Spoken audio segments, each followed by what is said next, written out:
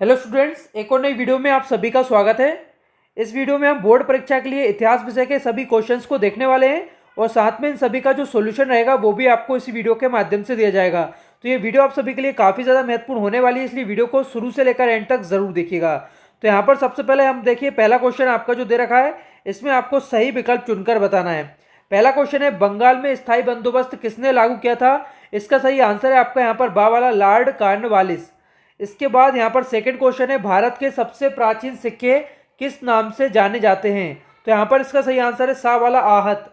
इसके बाद अगला क्वेश्चन है, राइटर्स बिल्डर कहाँ स्थापित है? इसका सही आंसर है आपका सा वाला कलकत्ता। इसके बाद यहाँ पर अगला क्वेश्चन है जिसमें पूछा गया संविधान सभा के स्थायी अध्यक्ष कौन थे? तो यहाँ पर इसका सही आंसर है दा वाला डॉक्टर राजेंद्र प्रसाद। इसके बाद अगला क्वेश्चन है आपका, गुरु ग्रंथ साहिब किस धर्म का पवित्र ग्रंथ है? इसका सही यहाँ पर आंसर है आपका सा वाला सिख धर्म। इसके बाद अगला क्वेश्चन है, बाबरनामा की रचना किसने की? इसका आंसर नोट कर लीजिए, यहाँ पर रहेगा सा वाला बाबर ने। इसके बाद यहाँ पर अगला क्वेश्चन है, इसमें पूछा गया रिक्त स्थानों की पूर्ति कीजिए। पहला है, आईने अकबरी की रचना मुगल सम्राट खालिस्तान के शासनकाल में हुई, तो इसका आंसर आ जाएगा आपका अकबर। इसका अगला है, फ्रांसिस बुकान एक खालिस्तान था, इसका आंसर हो जाएगा आपका चिकित्सक। अगला है, देशी रियासतों को भारतीय संघ में विलय करने का महत्वपूर्ण कार्य, इसका आंसर हो जाएगा सरदार वल्लभ भाई पटेल। इसका अगला है, राजमहल की पहाड़ियों के आसपास रहने वाले लोगों को खालिस्तान कहा जाता है, इसका आंसर हो जाएगा यहाँ पर पहाड़िया। अगला है, कबीर के गुरु का नाम, तो यहाँ पर आंसर आ जाएगा आपका रामानंद जी। इसके बाद अगला क्वेश्चन है, महावीर स्वामी जैन धर्म के खालिस्तान तीर्थकर थे, इसका आंसर हो जाएगा 24वें। अगला है, ब्रिटिश ईस्ट इंडिया कंपनी के एजेंट वर्ष, यहाँ पर आ जाएगा 1939 में मद्रास में बसे।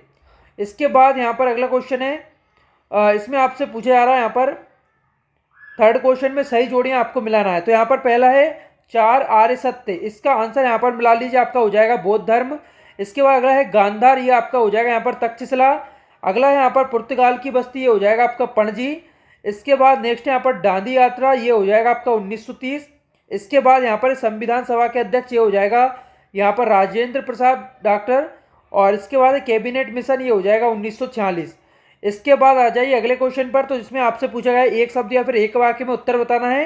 पहला है, सूफी संत निजामुद्दीन औलिया की दरगाह कहाँ स्थित है? इसका आंसर है यहाँ पर दिल्ली। अगला है, महाभारत किस भाषा का ग्रंथ है? इसका आंसर हो जाएगा संस्कृत। तो बच्चों, पढ़ाई में डाउट्स आते हैं, सोल्व नहीं हो पा रहे हैं, घबराओ मत, इसका सॉल्यूशन है डाउट नॉट ऐप। जिस भी सवाल में आपको डाउट है उसका फोटो खींचो, क्रॉप करो और 5 सेकंड के अंदर अंदर आपको उसका वीडियो सॉल्यूशन मिल जाएगा, वे भी बिल्कुल फ्री में। यानी अब पूछिए अपने अनलिमिटेड सवाल कहीं भी कभी भी।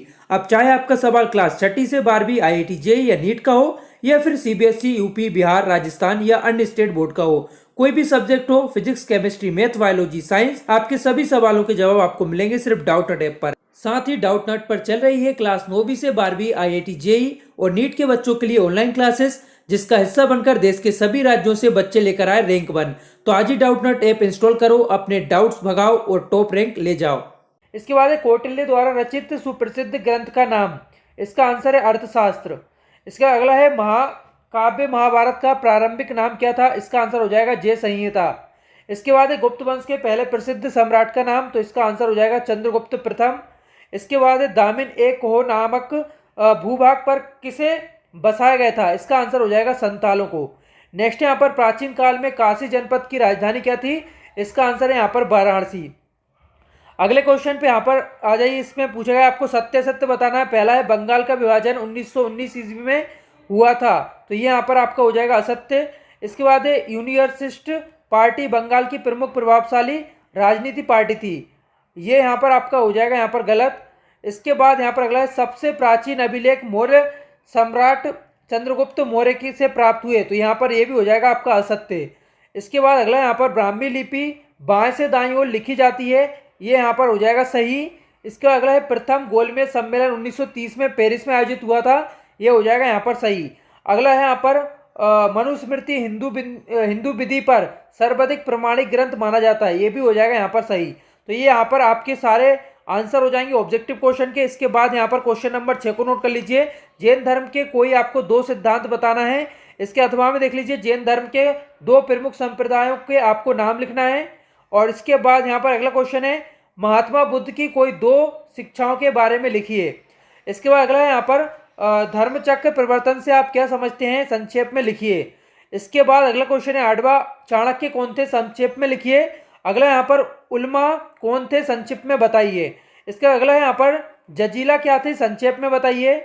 अगला है यहाँ पर महाकाव्यों की रचना मुख्यतः किस भाषा में की गई है, इसकी रचना का जो श्रेय है वो किन्हें दिया जाता है, इसके बारे में आपको बताना है। अगला है संविधान निर्माण के दौरान संविधान सभा के कुल कितने सत्र आयोजित हुए और कितने दिन बैठकें आयोजित हुई, इसके बारे में आपको बताना है। अगला यहाँ पर देखिए क्वेश्चन है, इसका अथवा में लॉर्ड कॉर्नवालिस ने बंगाल भू राजस्व की जो है किस पद्धति को प्रचलित किया था, इसके बारे में बताना है। नेक्स्ट यहाँ पर इतिहास के पुनर्निर्माण में सिक्कों अथवा मुद्राओं के महत्व को स्पष्ट कीजिए। इसके बाद यहाँ पर है जवाहरलाल नेहरू के उद्देश्य प्रस्ताव को एक ऐतिहासिक प्रस्ताव क्यों कहा जाता है, इसके बारे में आपको बताना है। नेक्स्ट यहाँ पर फोर्ट सेंट जॉर्ज के बाहर अंग्रेजों द्वारा विकसित नए ब्लैक टाउन की किन्हीं 2 विशेषताओं का जो है आपको उल्लेख करना है। इसके बाद अगला है यहाँ पर आरंभिक हिल स्टेशनों की स्थापना के क्या उद्देश्य थे।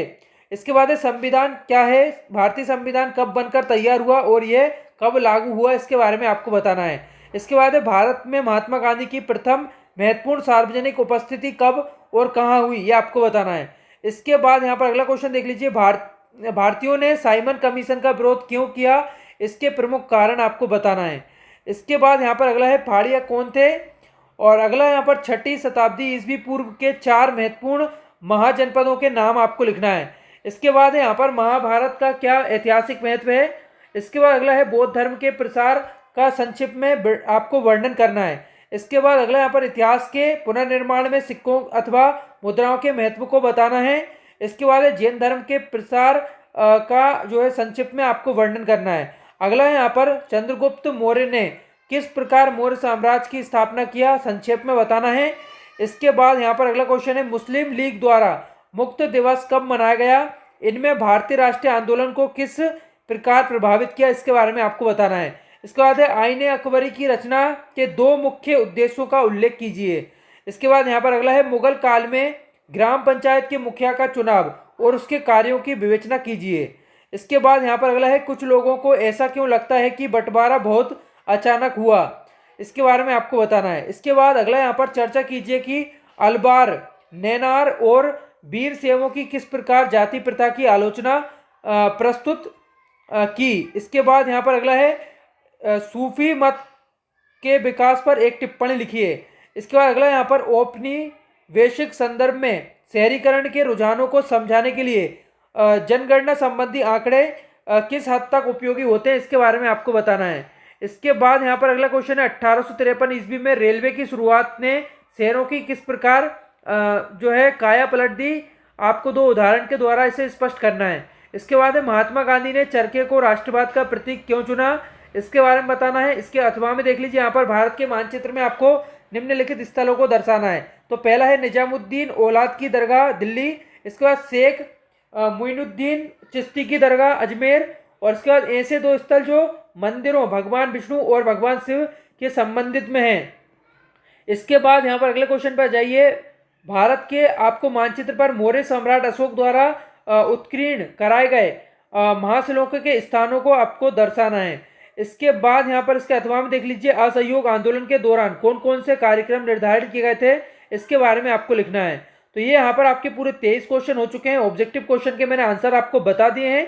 इस वीडियो में इतना ही। उम्मीद करता हूँ वीडियो आप सभी को पसंद आई होगी। वीडियो देखने के लिए आप सभी का बहुत बहुत धन्यवाद।